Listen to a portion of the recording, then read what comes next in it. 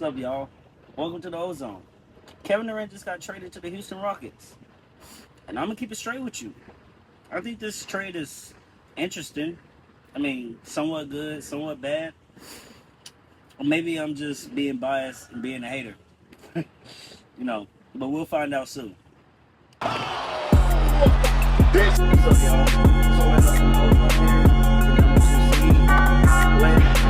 Bridges won't let him bake. Voice. I just want to talk about taking the L for the second straight game in a row. A car drove over an overpass and landed on Interstate 5 in South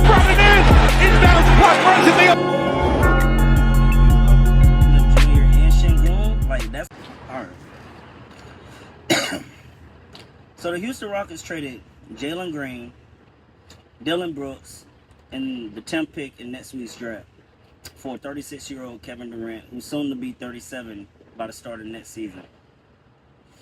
The Rockets last year was a pretty good team with no superstar. They won 52 games last year, earning them the second seed in the West. And I feel like that was due to like great coaching and great defense, which held them at the top of the conference last year, in my opinion. Their youth did show in the first round of the playoffs. They got beat by the 7th-seeded Golden State Warriors in 7 games. It was a competitive series, but that eventually just ended up revealing that the Rockets needed that go-to scorer who can get them a bucket in those clutch like moments in those nip and tuck type of games. And I'm not gonna lie to you. I mean, KD is technically that guy, but he's just like on the downward side of his career, like in my opinion. But I'm not saying he's any slouch at all, because last year he didn't show that he was slowing down. He basically averaged 27 points on 50% shooting from the field and 40% from the 3-point range. That's damn good if you ask me. But the Suns last year with KD on it, they were trash. Like, nasty trash. Like I had zero faith in them to win any competitive game last year. That big 3 or the big 2.5, whatever you want to call them, it didn't work.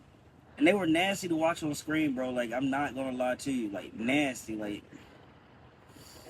but we'll get back to the Suns later, because this is about KD getting traded to the Houston Rockets and the Rockets benefiting from KD's services, because whatever that was with the Suns, unspeakable.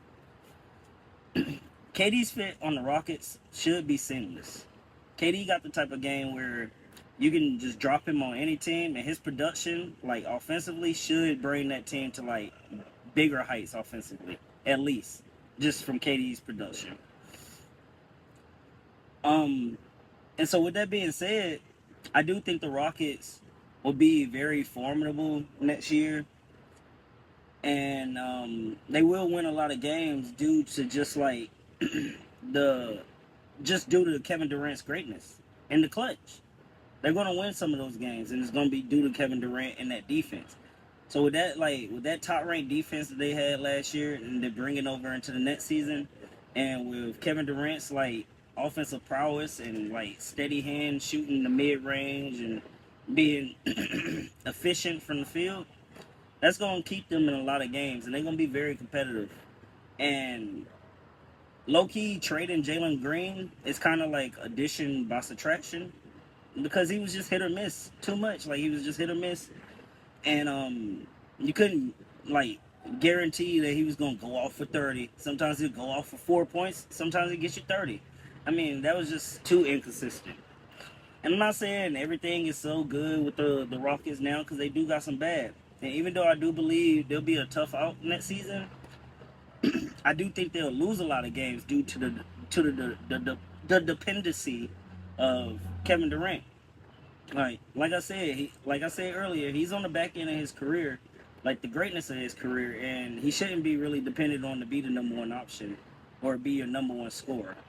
He should just be used in those like give me the ball, go get a bucket type clutch situations. He's an older man. He's just older. But look, I could be wrong. Only time will tell.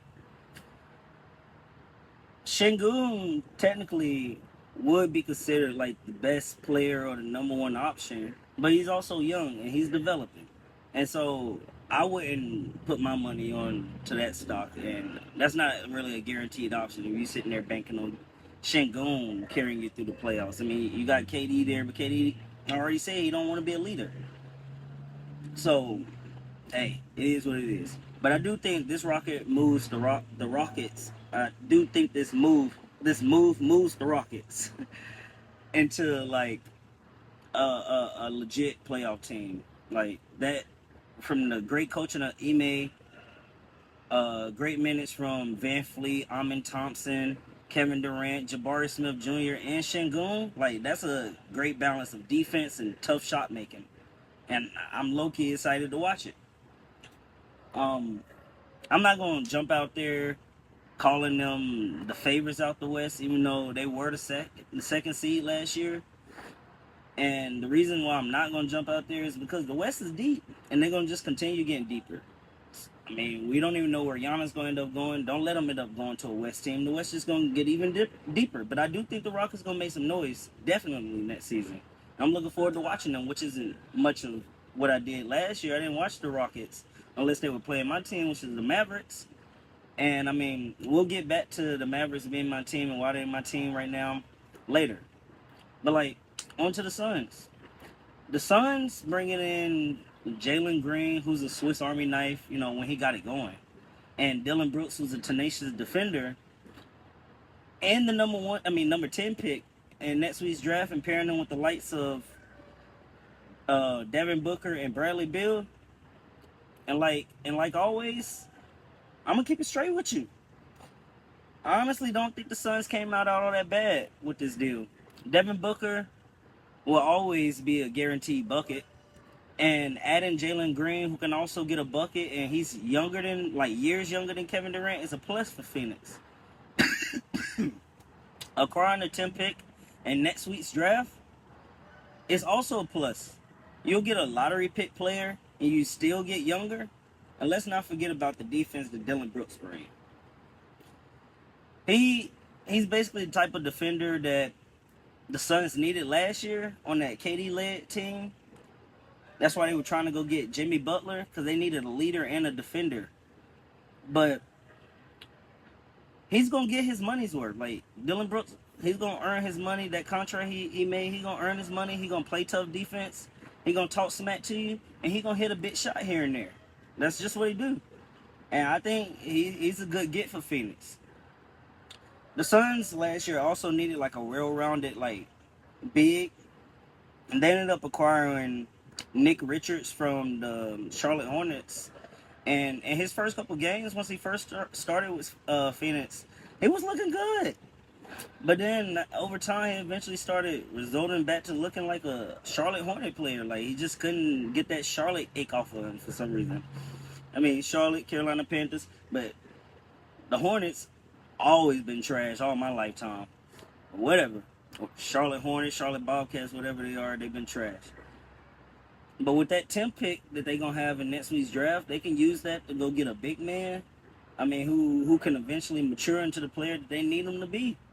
And that's a plus for the Suns. Like, they get younger, and they can still build around Devin Booker and get a team around them, like somebody that can help them. I mean, if they don't end up losing him, sooner than later. But I do feel like, the Suns, they'll be able to pull out some wins. Some wins that they're not supposed to win just based off of, like, scoring binges from Devin Booker and Jalen Green. We know Devin Booker can go and get you 70 in a game. We've seen it. And I know y'all also, noticed that I haven't mentioned Bradley Beal and what he could bring to this new look Phoenix Suns team. And that's really because Bradley Beal, man, he was disgraced to basketball last year. Like, watching him last year was just disgraceful. And I just, talking about him and just thinking about Bradley Beal as a basketball player right now is just rubs me the wrong way. And it's just like, I don't even want to waste my time on this guy. But, like, I'm not going to blame him for everything that went on in Phoenix. But just his bad play stuck out like a sore thumb. And his production of just scoring single-digit, like, stats and coming like getting sent to the bench and starting and just still being trash regardless. Like that should have him glued to the fucking bench like for the foreseeable future, like for the rest of his career. Like he got that no trade clause. He don't want to be traded. Cool. Sit your ass on the bench. Like you come off if we decide we need you. But I feel like the Suns, like they're not gonna really do much in the West. Like the West is deep. They'll be at least be like fighting for a play-in like spot at the least, and nothing more in my opinion. And so that'll just about do it for this video. Congrats on your new move, KD. Although I mean I would have loved if you was traded to the Mavs. You and Kyrie could have, reunited and try to make up for the downfall in Brooklyn, because I know that wasn't all y'all fault either. It was just circumstances. But hey, things happen for a reason. And I'm Orlando. This is the Ozone. Like and share this video. Comment your opinions on the Houston and Phoenix trade. And I'll be back with y'all soon. Peace.